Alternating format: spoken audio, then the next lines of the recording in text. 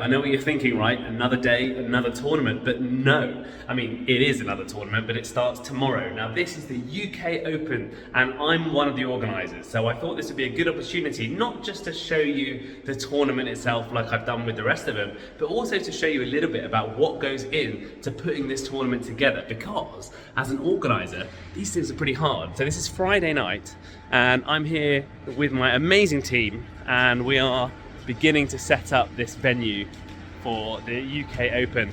So we have a team doing like banners, we got teams doing like tech, Luke Stradwick's over there, Penchai's over here, and we got a team putting down the lines, because in this venue we're using red lines, and this is a six court venue. So we have 1, 2, 3,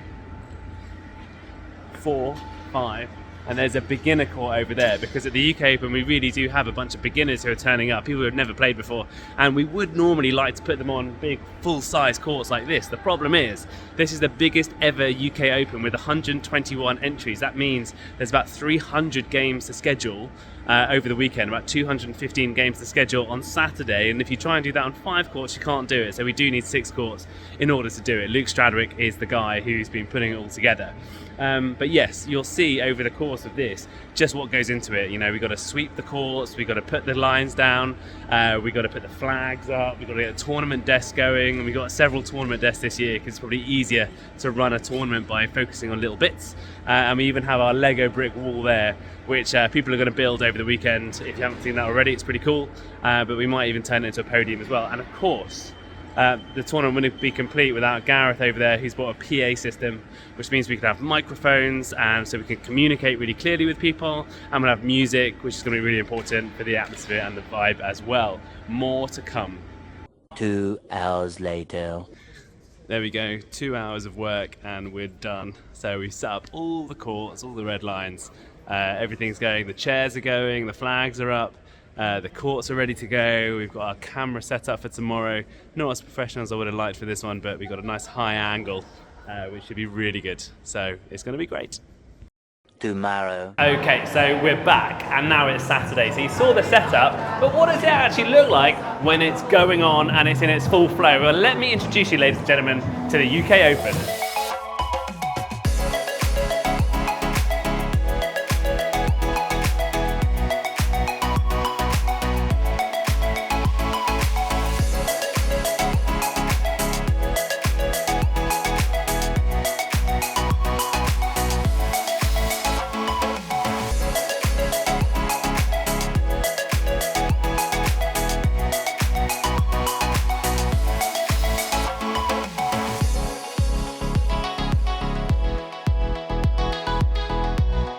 So the UK Open is obviously the premier and prime event of the whole calendar in the world.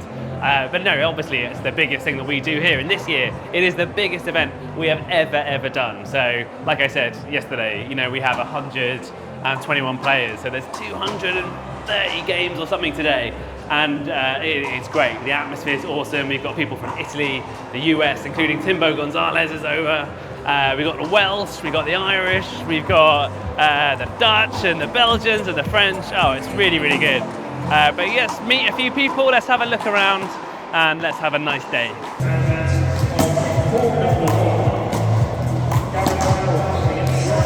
And why is this event important for UK1wall? A few different reasons, I guess. Partly it's about bringing the juniors along. So this year and last year we've had a growing junior program and a junior open. So showing them what wall ball looks like in the adult game, and actually showing them that growth pathway from the junior tournaments up to the adult tournaments such as this one. As well as that, it's about fostering a community and collaborating with all of the other wall ball organisations around Europe, and it's about having fun. I live for the 2020 golden sudden death point. Sometimes it doesn't go my way, often it does, and I think everyone really enjoys the competition and the camaraderie that's fostered in this tournament.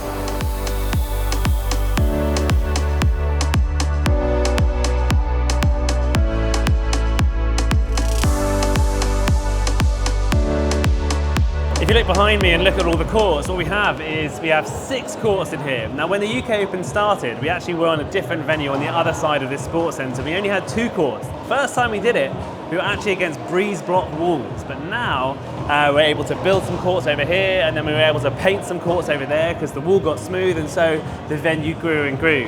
And this Westway Sports Centre has been the home of the UK Open for a good number of years now.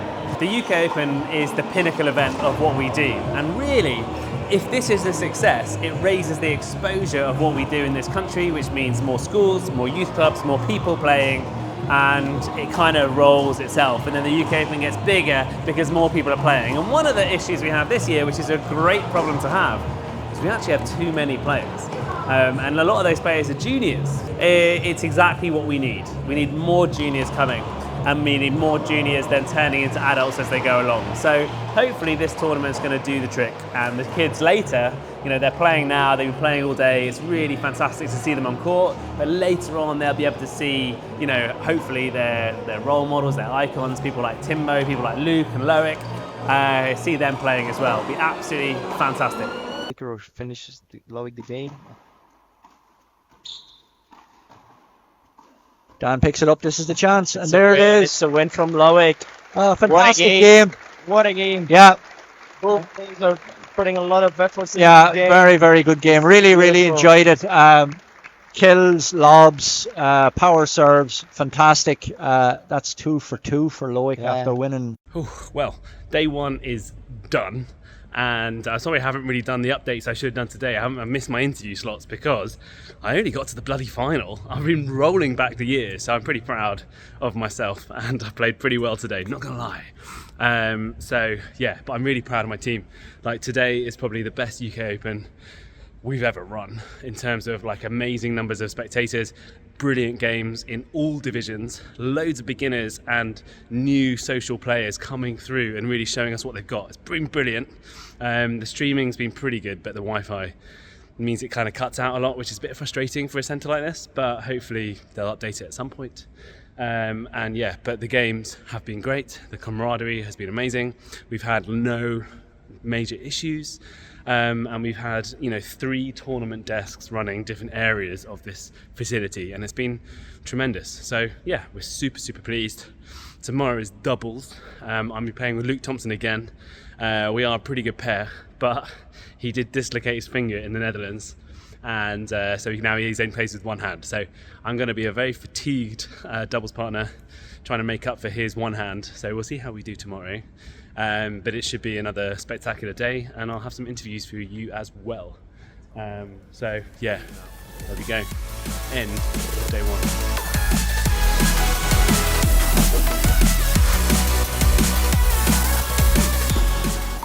Look at this. Brilliant rally. Let's get. Oh! Oh no! Oh!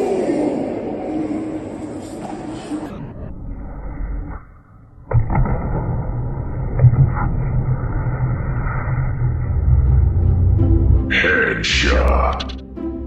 Oh, that was wide, really wide.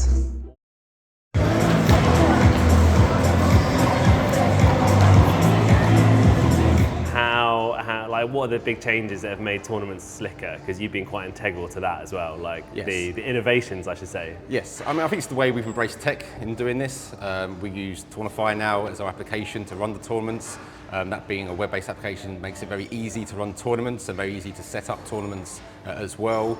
And I think the players really just appreciate the fact that they can see everything online. There's an app that they can use as well. It just increases the communication and just means that more people want to get engaged with the sport, and especially then using social media as well to, you know, post these sport events online and then getting feedback from them in terms of photos and videos, and just see everybody having a really good time. Yeah, rankings? Rankings have been good as well in Europe. You know, I think we're leading the way here in the world for this. So every game that's played feeds into a central ranking system. And what that now means is that when we come to do tournaments, we can correctly put people in the right categories, which means that we have a very strong kind of open Bs, even Cs grades now as well, which allows for really big tournaments, of where everybody's having a really good game at all the big tournaments. You know, they're playing people at their own level. Nice. And what about like media and filming and things like that? Yeah, so as I say, we're really embracing social media on this. Our filming is getting better and better, kind of multi-camera angle setups, which is great, using Facebook, YouTube, a lot to put our games on. And this is an area that we really want to continue to grow in as well, to showcase the sport to the world. Cool. And for you, like, what's been your highlight experiences in your handball, wallball career?